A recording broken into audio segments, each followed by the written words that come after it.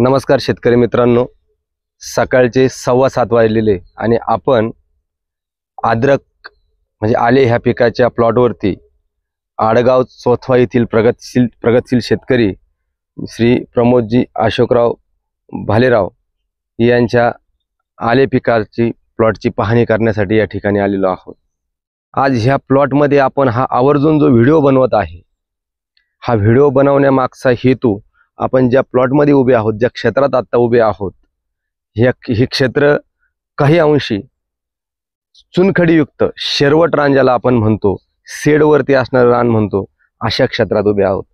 आणि नियमाने जर बघितलं तर शेडवरती असणारं रान, चुनखडीयुक्त रान अद्रक पिकासाठी निवडू नये असं एकंदरीत अद्रकच्या माहिती पत्रकात किंवा विद्यापीठाची शिफारस असते। परंतु अशा कठीण परिस्थितीमध्येही आज 120 दिवसाचा हा प्लॉट आहे आणि हा प्लॉट आपण बघू शकता, कमरेच्या वरती आणि छातीच्या खाली हा जो प्लॉट आहे अतिशय सुंदर प्लॉट आहे। परंतु रानाचे काही गुणधर्म आणि मग त्यातून दिसणारे अन्नद्रव्याची कमतरता, चुनखडीयुक्त रानामध्ये ज्या ज्या अन्नद्रव्याची कमतरता पीक दाखवत आणि पिकाच्या वाढीवरती त्याचा कितपत परिणाम होतो, त्याची काहीशी लक्षणे या ठिकाणी आपल्याला पाहावयास मिळत आहे।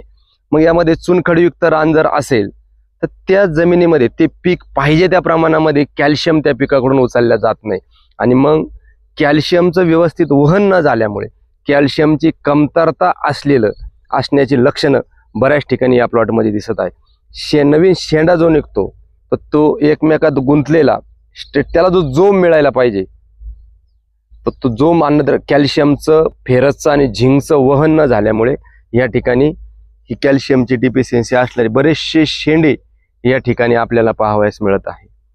मग आता ह्या प्लॉटमध्ये आपल्याला पुढील काम काय करायचं आहे आणि हे जे आपण ज्यांच्याकडे आता आलेलो आहोत, मुळात यांना शेतीची एक आवड असणारे शेतकरी म्हणून बघितलं जातं, एक शेतीतील अभ्यासू व्यक्तिमत्व म्हणून ओळखलं जातं आणि बरोबर त्यांनी आजचं त्यांचं जे ॲप्लिकेशन आहे बोरॉन आणि कॅल्शियम, त्यांनी हे मागील 8 दिवसापूर्वीच त्यांनी त्यांच्या निरीक्षणाअंती हे सगळं बघून आणून ठेवलेलं आहे आणि आज खालून कॅल्शियम आणि बोरॉन ते ड्रीपमधून देणार आहे। परंतु SK बायो बीजचं जे कॅल्शियम अपटेकच्या बॅक्टेरिया ज्या आहेत त्या एकरी 100 ग्रॅम द्याव्या लागतात, त्याही आपण या कॅल्शियम आणि बोरॉन बरोबर ड्रीपमधून देणार आहोत। तसेच कालचा जो स्प्रे त्यांचा झालेला आहे तो DP98, कॅल्मॅक्स गोल्ड आणि अँड्राकॉल याची फवारणी या ठिकाणी झालेली आहे।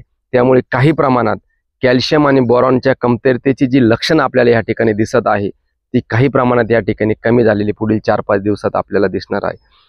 परंतु आणि फेरस आणि झिंक याची भूक भरून काढण्यासाठी सुद्धा आपल्याला या ठिकाणी आता काम करायचं आहे। मग उद्याचा किंवा परवाचा जो स्प्रे त्यांचा राहणार आहे, इंडिकेमचं 42-47 म्हणून जी ग्रेड येते ती आपण या ठिकाणी 200 लिटर पाण्यासाठी 800 ग्रॅम घेणार आहोत।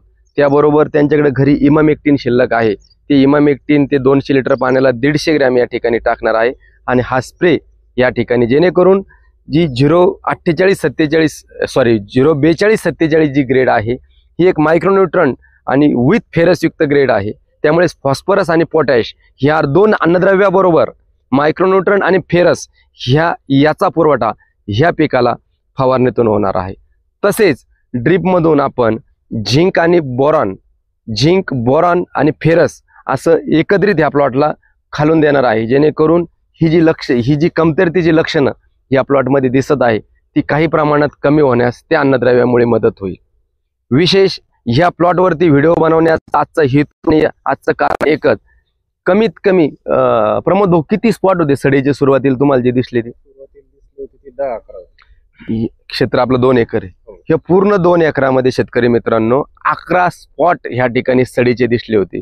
परंतु माझ्या माहितीनुसार, माझ्या अभ्यासानुसार, निरीक्षणानुसार मला तरी एकंदरीत असं वाटलं की ही सडीपेक्षा सुरुवातीच्या काळामध्ये प्रमोद भाऊ कुठंतरी भर लावताना उशीर झाला आणि तो कंद उघडा राहिला। हे एवढ्या विखुरलेल्या प्रमाणात जिथं बांबू लावले, आता लाईट ट्रॅपच्या व्यतिरिक्त जे बांबू खोसलेले दिसत आहे तिथं त्यांना अद्रक लागलेलं दिसलं। तर हे जे स्पॉट आहे हे बहुतेक नव्हे तर 100% हे कंदमाशीचेच होते। सडचे जर स्पॉट असते तर इतक्या मोठ्या प्रमाणात ते विखुरलेले नसते, कुठंतरी एखादा कोपरा असता हो. किंवा एखादी सरीला एखाद्या ठिकाणी ते असतं.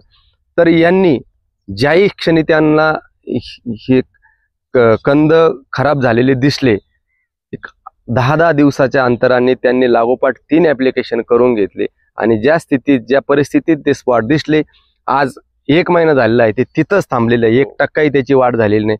अशा पद्धतीनं तंतोतंत नियोजन केल्यामुळे सड सुद्धा आपल्याला 10 दिवस, 15 दिवस, 20 दिवस थांबवता येते आणि पुन्हा जर त्याचं ऍप्लिकेशन स्पॉट ड्रिंचिंग आपण जर करत गेलो तर पुढं पुढं आपल्याला जाता येतं आणि एकदा थंडी पडली का सड थांबून जाते.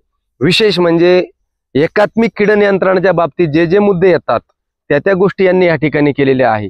कंदमाशीच्या नियंत्रणासाठी, कंदमाशीला आकर्षित करण्यासाठी जे ट्रॅप वापरायला पाहिजे होते ते ट्रॅप या ठिकाणी आपल्याला प्लॉटमध्ये लावलेले दिसत आहे. तसेच हे सोलरवरचे लाईट ट्रॅप या ठिकाणी आपण बघतोय, 5 लाईट ट्रॅप यांनी लावलेले आहे.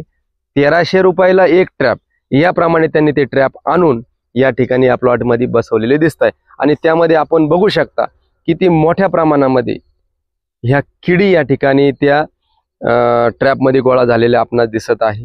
हे ऑटोमॅटिक आहे. सूर्यप्रकाश ज्यावेळेस पडतो त्यावेळेस हे चार्जिंग होतं आणि संध्याकाळी जसाही सूर्यप्रकाश म्हणजे सूर्य मावळतो, मावळल्यानंतर 2-2.5 तास हे चालतात, जेणेकरून 7 वाजेपासून 9 वाजेपर्यंत बऱ्याचशा प्रमाणात ती कीड या लाईटकडे, पिवळ्या रंगाकडे आकर्षित होते आणि यात आता पाणी कमी झाले, त्यातलं पाणी भरलेलं असतं, यात येऊन ती मरते. तसेच त्यांनी एरंडच्या बियाण्याचा कंदमाशी आकर्षित करण्यासाठी तोही प्रयोग या ठिकाणी केलेला आहे. अशा प्रयोगशील शेतकऱ्यांना आपल्या सर्व शेतकरी बांधवांच्या वतीनं सलाम करू आणि आजचा व्हिडिओ थांबू.